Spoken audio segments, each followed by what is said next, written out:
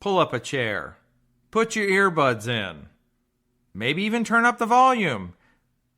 But I will say, pay very close attention because this podcast is one you're going to want to listen to. This is another Resilient Entrepreneur podcast brought to you by Kevin Johnson of Leverage Consulting. And that's right, I've got another question for you today. And it is built off of the last podcast, so some of you might be listening to this podcast because of the last podcast. So the question for you is, who is on your team? You hear me talk about your team periodically in these podcasts, and it's one of those phrases that you can throw around like customer service or other things like that where it's we all know what it means, but at the same time, we don't know what it really means because it could mean so many different things. So the question for you is, who's on your team? So if you work on the front lines, if you own a business, you run a business, you're the manager of the business, you need to know who's on your team. And every one of you, even if you're a solo entrepreneur, you have a team. When you start thinking about who's on your team, and as I want you thinking about this, and hopefully if you've heard in the podcasts that you've listened to in the past, I like boiling it down to very simplistic things that we can do something with. So when you start answering the question or contemplating the question, who's on your team? Well, let's start off with, what do we really want? When we say we have a team, or what do we want to accomplish with a team? The first and foremost thing that everyone needs to think about, and there's three pieces to what should you want. The first is you need to communicate your vision, and your people, whoever they are, they need to listen to your vision. So it might sound like it's a two-part thing, but it's somewhat the same thing in the sense that you have to communicate your vision, which is predicated by you actually know what the vision is. You have to know what it is. You have to paint the picture of what it is this team is supposed to be accomplishing, whether it's small scale or big scale. So the thing that you really need is they need to listen to your vision. They need to listen to what it is that you are looking to accomplish, what you want to do. That's number one. Number two is they need to understand it. And again, like customer service, all too often I have clients that they say that, either the owner, the manager, the team says, we need to have better customer service, or we have good, but we need great customer service. Sounds great. But what does that really mean? So when we break something like that down, or we say, okay, great, we're done with this meeting. Does everyone know exactly what it is we're supposed to do to have better customer service? Or if it's we're trying to acquire more new business, more customers, more new patients. Well, how do I go about helping with that? Because most teams, many teams, they're going to start pointing the finger at other people and saying, well, I thought it was their job. I thought it was all about them. And it wasn't communicated in such a way that people understood their part of the vision. So that gets to the understanding the vision. And then we get to the last piece, which is them supporting your vision. And this is one where I'll say you may communicate it. They might nod their head. Yes, I get it. Yes, I understand it. Them supporting your vision, you can measure it. You can take the pulse of it. You can validate it by what they demonstrate. And I'll tell you, time and time again, that is the best. That is the best barometer of whether someone supports your vision or not.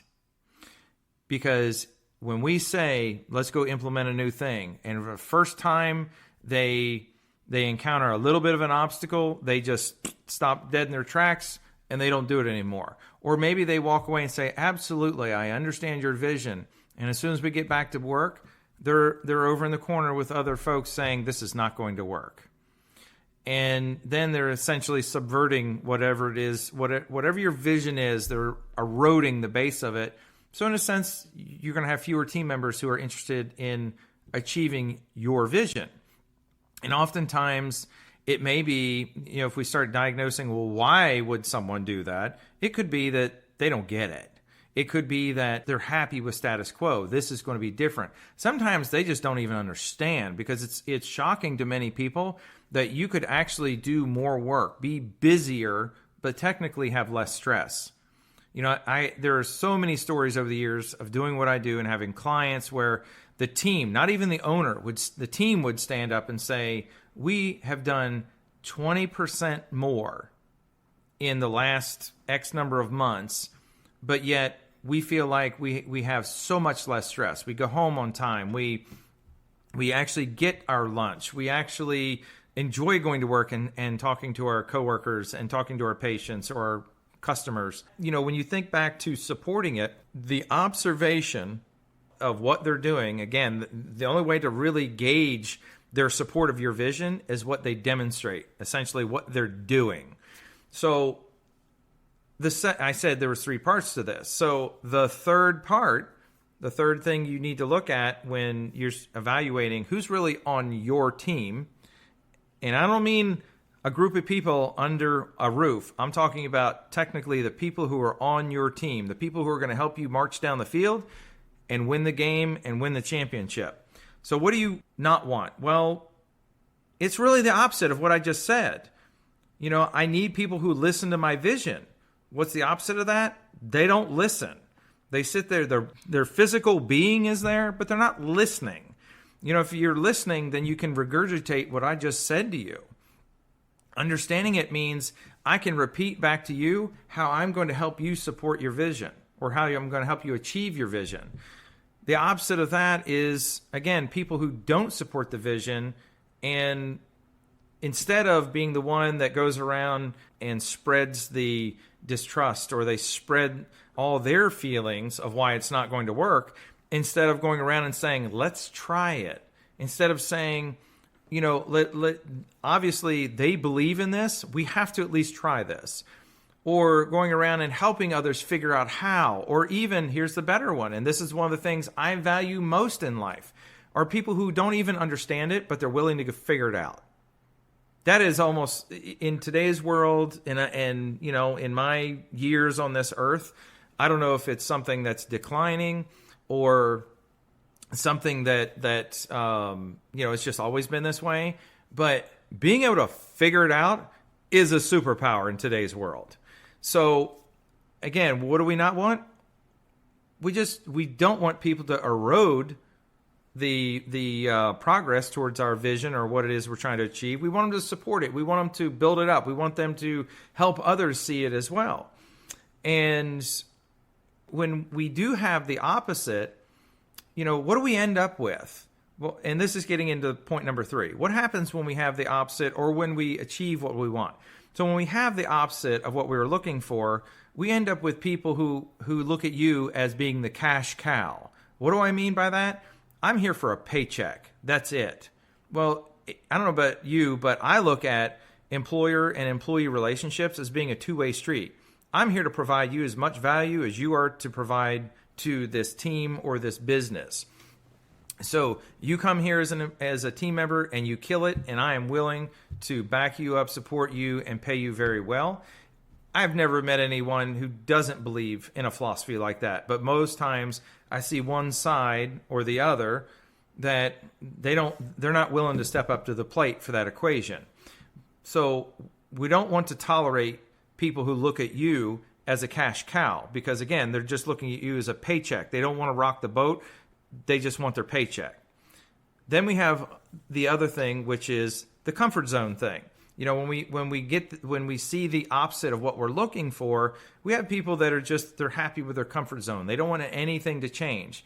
And when you've heard, if you know the phrase, if you're not growing, you're declining, this is just it. As soon as you stop looking for how do we continue to improve, you're automatically declining.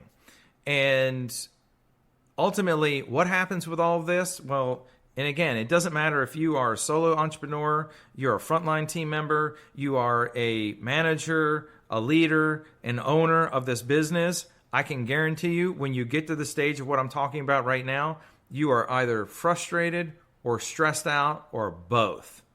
And ultimately, all of this can be fixed by figuring out who's really on your team. Not the ones who say they're on your team, but I'm talking about the ones that demonstrate that they are on your team. Don't give me the talk, show me.